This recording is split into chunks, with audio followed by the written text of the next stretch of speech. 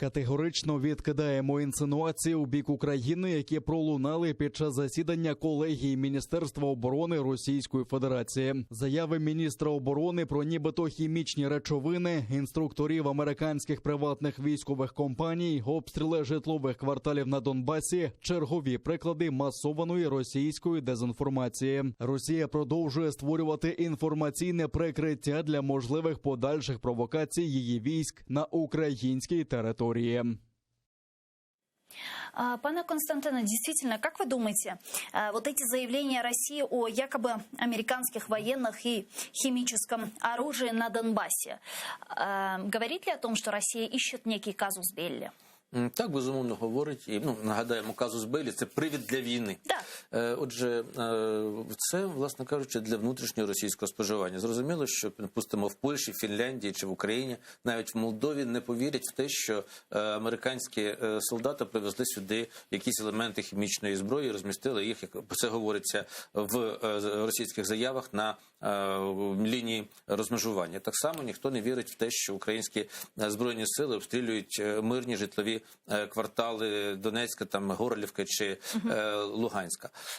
Зрозуміло, що це роблять самі сепаратисти. Да? Тобто це багато разів вже є багато свідчень і в міжнародній пресі, і в українській пресі, і журналістів-розслідувачів.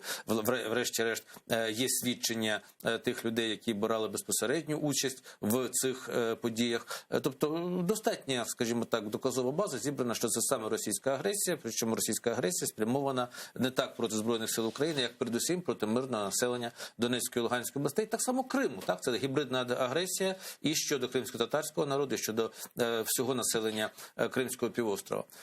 То есть мы не исключаем вероятность, что Россия может создать сама искусственно некий повод для войны и начать полномасштабное вторжение в Украину? Значить, що стосується інформаційного приводу, вона його вже створила. Да. Зокрема, на засіданні колегії Міністерства оборони про це говорив і Шойгу, про це говорив і Путін. Тому казус беллі для внутрішнього споживання у них вже створений.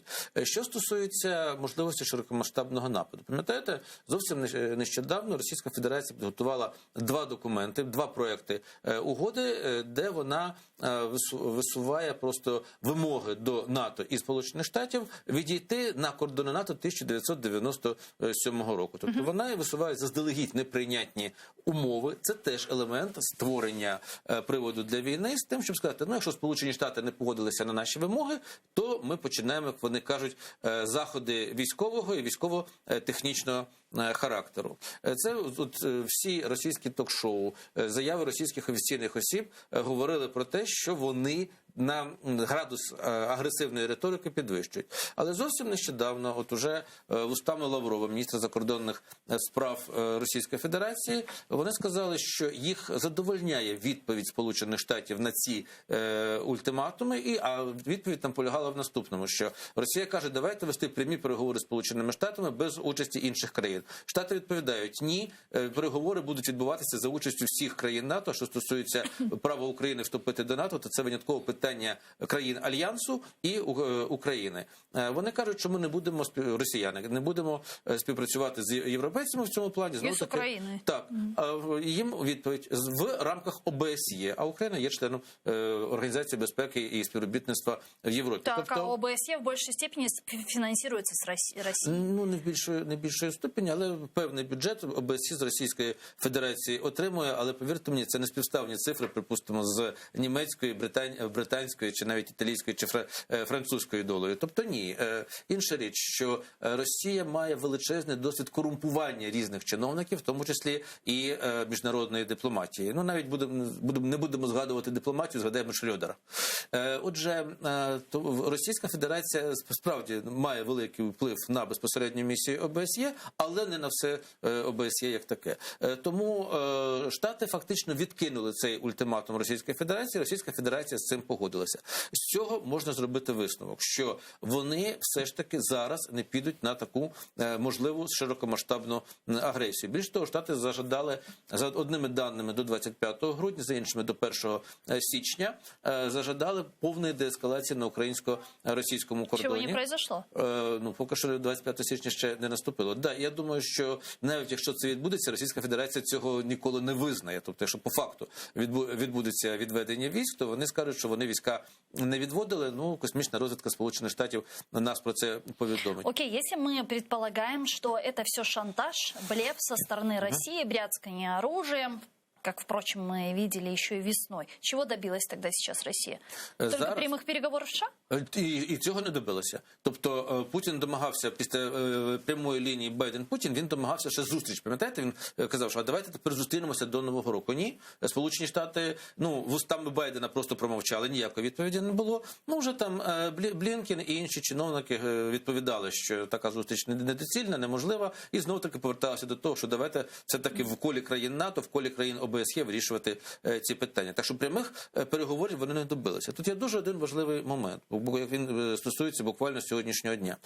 Прокуратура Нідерландів оприлюднила основні позиції свого обвинувального висновку щодо MH17, і буквально сьогодні, врешті-решт, вони назвали санкцію, яку вимагають для безпосередніх учасників цього терористичного акту. Це довічне ув'язнення, найвищий ступінь покарання, який можливий за законодавством Нідерландів. Отже, що зроблено? Прокуратура фактично заявила, що іншого способу знищити цей MH17, аніж БУК Російської Федерації, не той, який нібито сепаратисти знайшли де-небудь в шахті чи на териконі, а що це саме штатна зброя конкретної російської дивізії, названий номер, названий прізвище, показано маршрут. Тобто до кінця 2022 року буде оголошено вирок. Ясно, що вирок щодо цих безпосередніх учасників вважаєте формальний, тому що Росія їх не видасть. Але от санкції, які наступлять після того, як Російська Федерація буде визнана цим вироком державою-терористом або державою-спонсором тероризму, ось санкції будуть просто катастрофічні. Я думаю, тут для західного світу своя сорочка, звісно, ближче до тіла, тому ці санкції будуть набагато потужнішими, ніж за окупацію частини України, ніж за 15 тисяч смертей, які Росія заподіяла тут мирному населенню і військовослужбовцям України. Тому Росія зараз знаходиться в певною мірою в інформаційному і дипломатичному цейтноті. Будь-яка їхня спроба якось себе проявити як суб'єкта, якось заявити себе як країна, яка може на рівних спілкуватися з Сполученими Штатами, наривається навіть не на технологічну відсталість Росії, навіть не на відсталість її економіки і, направду, дуже відсталу і архаїчну армію, а наривається просто на те, що з терористами, державами-терористами, тоді от як з Північною Кореєю, як з Іраном. То есть правильно ли я вас понимаю, что Россия своими требованиями и ультиматумом, который выдвинула как Соединенным Штатам Америки, так и к НАТО, с своим блефом на границе Украины, фактически сама себя загнала в цугцванг? Вона себе загнала в цугцванг раніше. А це була спроба вискочити з цугцвангу. І от тут дуже важливий момент про блеф. Річ у тому, що ми все-таки маємо справу з режимом, який не завжди може адекватно діяти. Це так само, як режим Лукашенко діє часто ірраціонально, як було з мігрантами на кордоні Польщі і Білорусі, так і російський режим діє дуже ірраціонально. Тобто вони вже зібрали величезну кількість армії. Якщо армія не воює в такому скупченні, вона деморалізується. Плюс холоди, плюс проблеми з логістикою продовольчого і паливно-мастильного забезпечення, і таке інше. І як крок відчаю Російська Федерація може спробувати здійснити агресію. Коли нам говорять про те, що українська армія готова до відсічі, я схильний з цим погодитися. Але ми пам'ятаємо, що у нас абсолютно є питання з протиповітряною обороною, і тут наше сподівання тільки на те, що Штати закриють небо над Україною, тобто, іншими словами, якщо російська авіація опиниться в українському повітряному просторі, то Штати будуть просто збивати такі літаки. Це називається закрите небо, направду нічого іншого. Тобто, якщо нас прикриють з неба, то так, ми цілком здатні серйозно опиратися російській агресії. А нас прикроють в случае чого? А от це невідомо. Тобто, по-перше, є речі, про які дипломати, тим паче військові дипломати, ніколи нам з вами не скажуть, поки не настане година Че.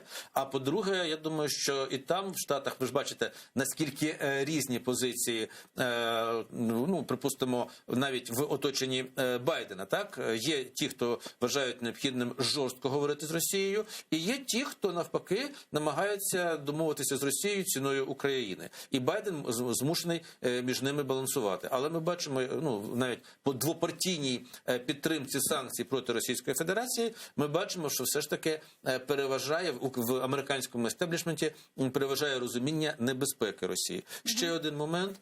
До до 14 січня мають бути проголосовані основні санкції проти Північного потоку. Їх намагалися включити в військовий бюджет Сполучених Штатів, цього не сталося. Там відбувався цілий такий баланс політичних інтересів, торгів. Острі баталії були там. І врешті-решт бюджет прийнятий, але туди не ввійшли ці санкції. Тим не менше, Німеччина уже самостійно, вже без допомоги Сполучених Штатів, заявила про те, що сертифікація Північного потоку відкладається на друге півріччя 2022 року.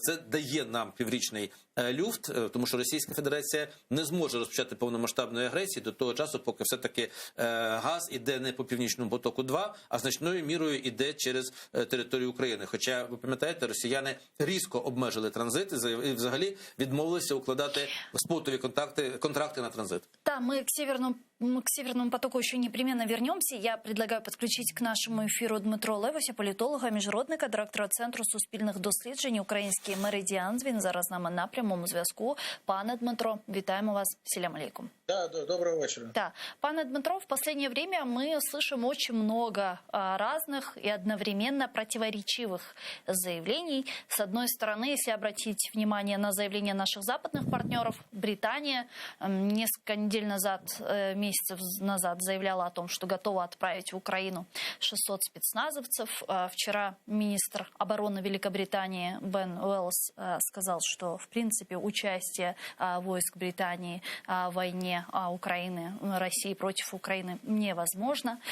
Потом мы слышим такие заявления от секретаря РНБО Алексея Данилова, министра обороны Украины Алексея Резникова, президента Украины Владимира Зеленского о том, что Украина готова дать отпор в случае возможного полномасштабного вторжения. С другой стороны, начальник главного управления разведки Украины Буданов говорит о том, что нет, и без помощи наших западных партнеров это сделать не удастся. Вот как вы воспринимаете эти противоречивые заявления? Что это все означает?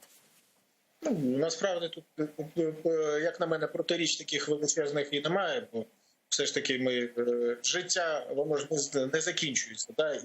А тут, коли починається велика гра, починається великий блеф з боку Російської Федерації, і там не тільки блеф, а ще й, як пан Костянтин вірно зазначив, не зовсім адекватне сприйняття світу або не зовсім адекватне сприйняття мотивації як України, так і Заходу, да, тобто вони все ж міряють своєю міркою, то відповідно і те інформаційна боротьба, яка потребує різних абсолютно речей. Із такого от якраз були заяви Великої Британії щодо можливості направити 600 спецназівців, да, це було десь місяця-півтора чи місяць тому. Інші заяви, які зараз вони лунають тоді, коли ситуація змінилася. Як на мене, дійсно Україна в змозі чинити опір. Я, до речі, навіть вважаю, що і навіть без закритого для повітря для Російської Федерації теж не буде так настільки легко, як в Грузії. Чому? Тому що, наприклад, в Грузії ми бачили, що навіть з тієї системи ППО, яка була у грузинів, вони збили навіть Ту-22, це бомбардувальник стратегічний практично. Да.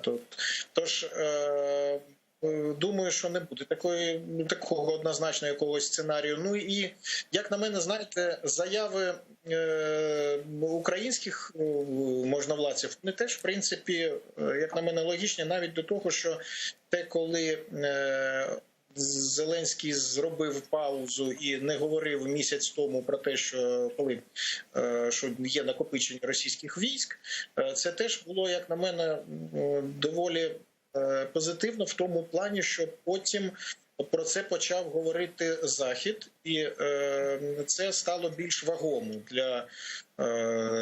для всього світу. Бо Україна говорить про російську агресію з 2014 року, і до таких наших заяв вже десь і звикли. Тому тут, як на мене, те, що Захід вимушений був ледь не вперше почати діяти на випередження і робити свої жорсткі заяви, і оскільки тим більше це все відбувалося в такому контексті оцього російського протистояння по інших напрямках, і по газове протистояння, газовий шантаж одночасно почався практично, міграційна криза, то от ця непоступливість Російської Федерації, її негнучкість, вона якраз теж допомагає нам в такому протистоянні. Пане Дмитро, а вот эти жесткие заявления наших западных партнеров, о которых вы говорите, они достаточны для сдерживания агрессии России?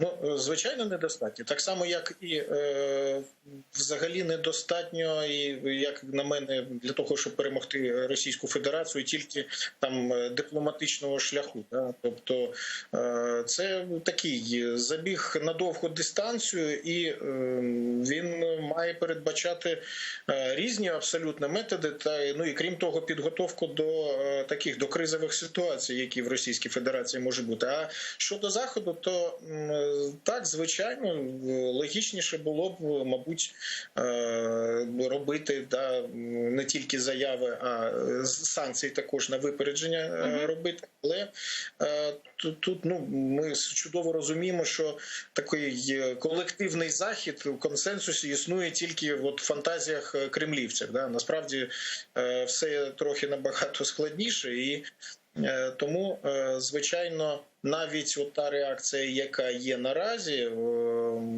вона порівняно з 2014 роком, як на мене, є доволі жорсткою, прагматичною, хоча і на цьому тлі, звичайно, ми бачимо інші речі. Да, там, от ці заява Британії, про яку ви згадували, хоча вона, в принципі, доволі логічна. Там інша річ, коли починають Франція і Німеччина заявляти про необхідність діалогу з Російською Федерацією, зрозуміти її. Або те, що з одного боку так зараз збиралися прем'єр-міністри Європейського Союзу для визначення нових правил гри з Російською Федерацією по газопостачанню, і визначали те, що не можуть бути там довгострокових контрактів. І це правильно, це вірно, це до цього призвела саме Російська Федерація своїми діями. Але це все також відкладається у строках аж 2049 року. Тож поки що ця половинчастість, вона, ви знаєте, навіть в такому плані вона певним чином стримує Російську Федерацію. Чому? Тому що вони все ж таки і воліли б, аби взагалі ніякого протистояння не було. Але ви вірно зазначаєте, що цього задля того, аби не тільки там прибрати російську ескалацію, а задля того, аби взагалі прибрати цю небезпеку, цього однозначно недостатньо, так. Сегодня президент России Путин заявил, что отрицает, что требования Москвы по так называемым гарантиям безопасности являются ультиматумом в адрес США и НАТО. По его словам, это всего лишь жесткие требования, и в таком ключе такие заявления они интерпретируют только как недоброжелательные. Давайте вместе послушаем его цитату и вернемся к нашей беседе. Мы видим уже, что некоторые наши недоброжелатели, прямо скажу, интерпретируют это как ультиматум со стороны России. Это ультиматум или нет? Конечно, нет. План «Б», естественно, руководством предусмотрен, и к нему никто не хотел бы прибегать. Это не ультиматум, это жесткое требование, которое навеяно обстоятельствами и временем. Пане Дмитро, что вы поняли? Что значит план «Б»? Так от, якраз, знаєте, Путін своїм цим самим заявою ще і дезавуював те, що це не є ультиматум. Да? Тобто, за його словами, план «Б» передбачає, що є ще більш жорсткі дії. Що тоді оці жорсткі вимоги, про які він говорить, є як не ультиматум. Да? Виконуйте це, бо буде ще гірше. Хоча, як на мене, я гадаю, що от в даному випадку це вже є певний блеф, бо знаєте, це як коли є якась погроза, да, то її, в принципі, треба озвучувати, або той, хто озвучує, да, він знає, що він буде робити. Тут, в принципі, Російська Федерація не Радянський Союз. Її можливості все ж таки є доволі обмеженими, і не настільки вона є сильною. Тож, тим не менше, я би не став взагалі скидувати з рахунку можливості вторгнення повноцінного Російської Федерації. Теж не будемо забувати, війна все ж насправді не оголошена йде, окупований Крим, окуповані частини Донбасу. Тому тут не варто переходити на російські або європейські ці визначення, що вторгнення в Україну. Вторгнення вже відбулося. Просто розширення його або переведення в інший формат. Тим більше, що сценаріїв є насправді кілька. Інформнапалм пише про те, що можливо обмежене вторгнення по лініях газопостачання для того, аби вибити газогони і захопити газові сховища. Після цього, наприклад, коли Україна почне замерзати, можуть початися і заворушення соціальні, і тоді вже тут більш розширене російське вторгнення може початися, або інші якісь сценарії, їх доволі достатньо. Тим більше, і знову ж таки заяви, які лунали про те, що Сполучені Штати разом з Україною готують отруєння, застосування хімічної зброї на Донбасі. Що це як не попередження про те, що готується така умовна Майніла або Гляєвець, тобто ці провокація, після якої відбудеться однозначно як мінімум загострення. А Москва до чого готова так однозначно. Оце якраз таке треба сприймати як попередження, один із можливих варіантів дій також. И последний вопрос. Соединенные Штаты и Европейский Союз. Мы видим, как согласовали свои жесткие позиции в отношении России в случае ее дальнейшей агрессии против Украины и введения очень радикальных санкций в отношении РФ. И речь идет об отключении ее от SWIFT, об ограничении экспорта, конвертации рубля, полного эмбарго на нефть и так далее. Довольно жесткие санкции. Возможная провокация на Донбассе – это повод для введения этих санкций или нет? Я гадаю, що, на жаль, ні, бо Донбас – це та історія, яка вже триває. Це такі дії будуть застосовані в разі іншого розвитку ситуації. І тут, як на мене, вони, на жаль, не є достатніми все ж таки. Тобто Російська Федерація все рівно вона, в чому полягає ескалація? Вони все рівно діють жорсткіше, на одну ступінь, ніж діють у відповідь Захід. Хоча, можливо, що щось зміниться. Але поки що скидається на те, що ці санкції, про які попереджено, вони можуть бути застосовані тільки у разі, якщо територія конфлікту розшириться. Дякую вам дуже, пане Дмитро. Чаксагну, що наше время підключились к нам в ефір. Дмитро Левось, політолог, міжнародник, директор Центру суспільних досліджень «Український меридіан», був з нами на прямому зв'язку. Пане Константине, действительно, а что будет восприниматься как дальнейшая агрессия России? И кто будет решать, что является агрессией, а что не является агрессией? К примеру, репрессии в Крыму и пытки в отношении Наримана Ахметова – это дальнейшая агрессия? Почему бы и нет? Це продовження. Донбасс. Ескалація – це дальніша агресія? Чому б і ні? Якщо ми говоримо про тортури і катування в Криму, то це продовження агресії. Це, якщо хочете, її наслідок як тої агресії, яка почалася в 2014 році. На ваше питання, що означає продовження агресії, це, безумовно, розширення зони окупації. Це активні бойові дії з метою відсунути лінію протистояння, лінію фронту, треба точніше говорити, на адміністративні кордони Луганської і Донецької областей. Це спроба організувати заворушення в Харкові, Запоріжжі, Дніпрі, Одесі.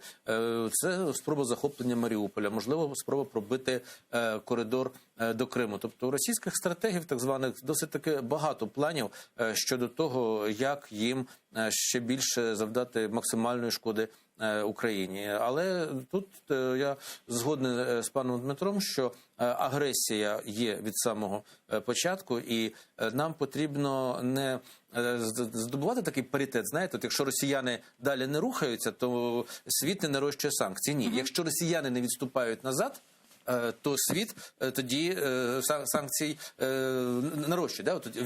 Відступ росіян. Гаразд, ми санкції не нарощуємо. Ви не відступаєте, санкції нарощуються. Ну а что для этого нужно? Уже 8 лет с момента оккупации Политичная Крыма воля. и Донбасса, да, но так или иначе по кейсу Донбасса и Крыма с ужесточения санкций мы, к сожалению, не наблюдаем с 2014 года. Не спостерігаю. Нет, не наблюдаем. Для цього потрібна політична воля, політична мужність. Тобто ми цивілізований світ, до якого належить Україна, ми повинні все ж таки рухатися саме в напрямку підсилення санкцій. От цього немає, тут ви праві. Это касается также и вступления Украины в НАТО? Вот вчера президент Украины, выступая на встрече с послами, сказал, что мы не будем ждать 30-50 лет, и что в 2022 году ждем конкретных дат решений. Знаєте, от фракція «Слуга народу» в Верховній Раді заблокувала засідання, де б Україна мала б звернутися до Сполучених Штатів з пропозицією надати Україні статус особливого партнера. Такий статус має Ізраїль, такий статус має Японія, Австралія. У Афганистана был такой статус? Був такий статус у Афганістані, але там ситуація була цілком іншою. Тобто я знаю цей аргумент, що це Афганістану не допомогло. Там ситуація була в іншому. Там ситуація була в тому, що афганський народ так і не спромігся сформувати нормальної дієздатної влади. Він залишався розколотим за релігійними, за етнічними ознаками. І врешті-решт тільки Сполучені Штати відійшли, ви бачите, що там відбулося. Але, знаєте, не можна порівнювати Афганістан і, припустимо, Японію чи Ізраїль. В Україні так чи інакше і суспільство, і держава сформовано. Україна мотивована себе захищати. Тут є інша проблема, що статус особливого партнера Сполучених Штатів поза НАТО ще не надавався жодній європейській країні. Тому тут, я думаю, буде потреба буквально зміни американського А законодавства. вы считаете, что нам нужен этот статус? Я вважаю, що шансів вступити у НАТО у нас залишається небагато, тому що Росія завжди може купити яку-небудь одну з невеликих країн НАТО, які і так мають не самі кращі стосунки з Україною, і вона просто заблокує це рішення. Це робиться рішенням однієї країни. А от що стосується особливого статусу, тут фактично багато речей тотожніх з НАТО. Це збройна допомога, це розміщення військових баз, це навчальна допомога.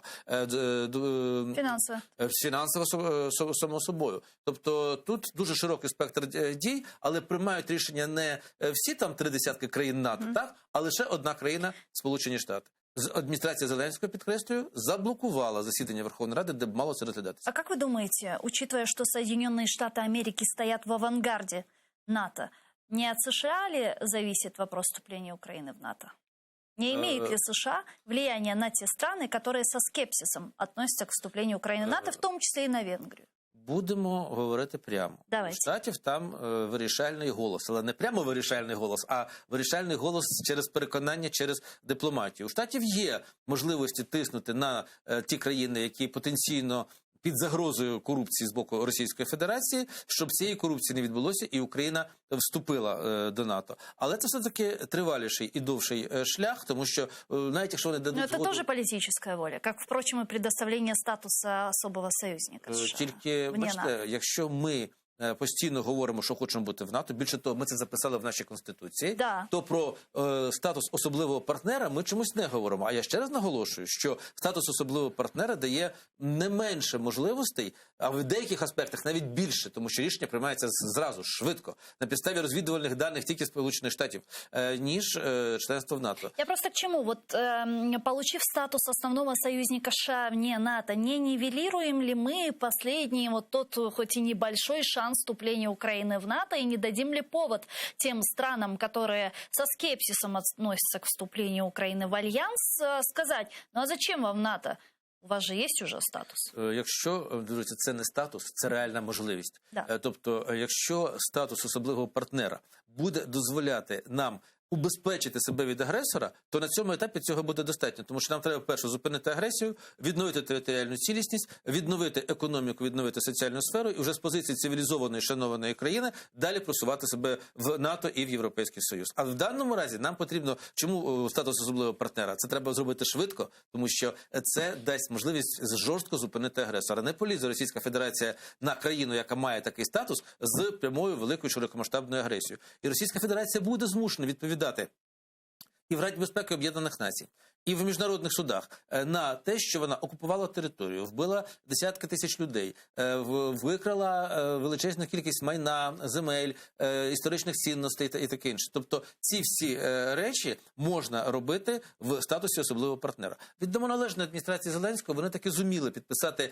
хартію стратегічного співробітництва Сполучених Штатів і України. І в хартії багато речей прописано, зокрема прописаний факт агресії Російської Федерації. Але це формально-юридична констатація. А от коли ми будемо в партнерстві, а між іншим, ми не такі вже бідні родичі, ми не стаємо з протягнутою рукою. Ми маємо самомотивовану і самобоєздатну армію в Європі. Довше, ніж українська армія. По-моєму, в Європі в 20 столітті жодна, і в 21-му, само собою, жодна армія не вела таких тривалих бойових дій, причому часто успішних бойових дій, як це робить українська армія. Я знаю, от нещодавно український кадет в Великобританії, кадет військової академії, отримав з рук принцеси Анни відзнаку найкращого іноземного кадета. Це просто це як приклад того, що українці вміють воювати, вміють вчитися воювати. Українці бажані в іноземному легіоні Франції. Українці бажані, будемо прямо про це говорити, хоча не зовсім прийнято, в приватних військових арміях. Я не маю на увазі Вагнера, я маю на увазі ті військові приватні компанії, які діють на Заході в межах і в структурі західного законодавства. Тому українці все-таки люди, такі, які здатні себе захищати, і не тільки себе, а й інших. Згадайте хоча б нашу операцію «Блискучу» в Афганістані, коли ми вивели канадських спостерігачів. Всі спецслужби відмовилися.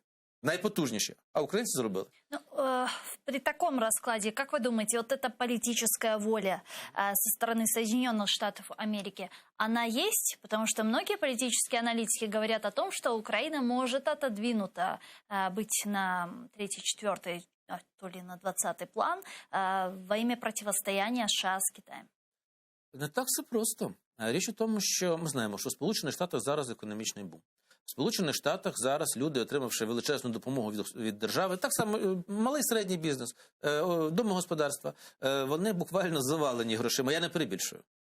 Тобто постковідне відновлення в Штатах іде семимильними темпами. В 4-му кварталі цього року ВВП в Штатах в плюсі де 6%. Це величезна цифра, особливо враховуючи ковід.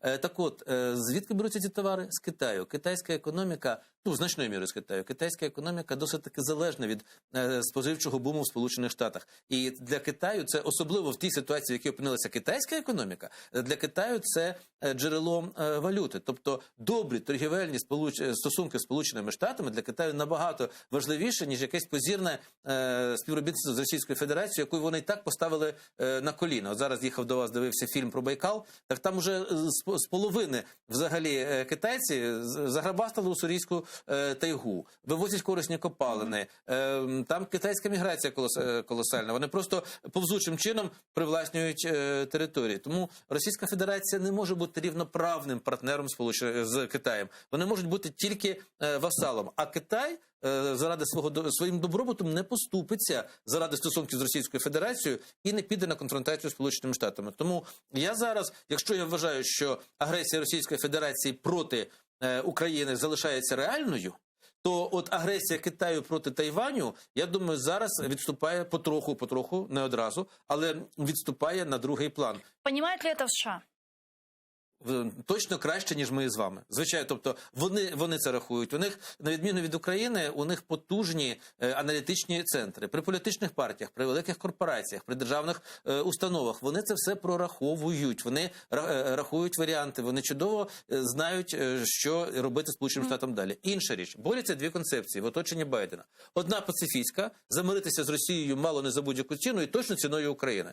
А інша, що Росії не можна зараз дати можливість претендувати на роль наддержави, тому що Китай наддержава, Сполучені Штати наддержава. Это два крыла. Давайте попробуем разобраться. Вот крыло, которое лоббирует интересы России, это кто? Керри? Керрі це вже меншою мірою. Я б більше звернув би увагу на позицію Селівана. Ага. Але в той же час треба дивитися і на позицію Столтенберга, і на позицію Блінкена. Ці позиції, по-перше, вони консолідовані, а по-друге, вони займають позицію щодо Росії просто як досвідчені люди, один в дипломатії, інший в військовій сфері. Це досвідчені люди, які розуміють, що Російська Федерація використає будь-яку можливість, щоб просто взяти реванш. У них же ж психіка яка? Якщо у штатів це передусім добробут і безпека їхнього населення, то у росіян це наше величие. Тобто от у них цей пунктик величия, так, у нас там 30% населених пунктів немає центральної каналізації, це ще, до речі, применшує, реально більше, ніж 30%. Там половина Росії не газифікована, але при цьому ми великі. Тому різні цінності. Но при этом наверняка видели вчерашнее заявление Янса Столтенберга, генсека НАТО, который выступил за заседание стран-членов-участников Североатлантического альянса с Россией в ближайшей перспективе. То есть такое заседание такой комиссии. Є комісія Росія-НАТО, вона давним-давно створена, а це відповідь на ультиматум. Ми говорили про це в ході передачі. Росіяни вимагають, хочемо тільки зі Сполученими Штатами говорити, Путін, Байден. А їм кажуть, хлопці, у вас є структури, да? От, будь ласка, Рада, Росія, НАТО, давайте там сядемо і будемо говорити. Росіяни кажуть, ні, не треба нам інших країн НАТО, хочемо тільки Штати. А ці кажуть, ні, давайте всі разом. Ось це заява Столтенберга абсолютно лягає в канву відповіді на цей ультиматум. Як би Путін його не називав ультиматумом, це саме ультиматум. І вони просто отримали відповідь. Дякую вам дуже, пане Константин. Чохсаглун, что приехали к нам в студию и ответили на наши вопросы. Константин Матвієнко, політичний оглядач, громадський діяч, письменник, публицист, був гостем нашей студии. А я с вами не прощаюсь, мы сейчас прерываемся на небольшой перерыв, 5-минутный. После вернемся в эту студию и продолжим информационно-аналитическую программу «Бугунь». Не переключайтесь, оставайтесь первым крымско-татарским. Пошкенч.